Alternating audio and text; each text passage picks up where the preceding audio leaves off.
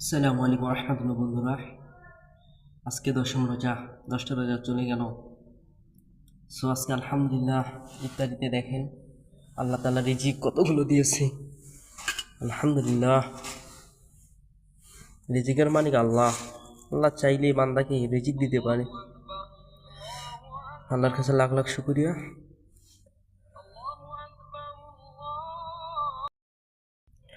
আল্লাহ তাআলা দেখেন আরও রিজিক দিয়ে দিল।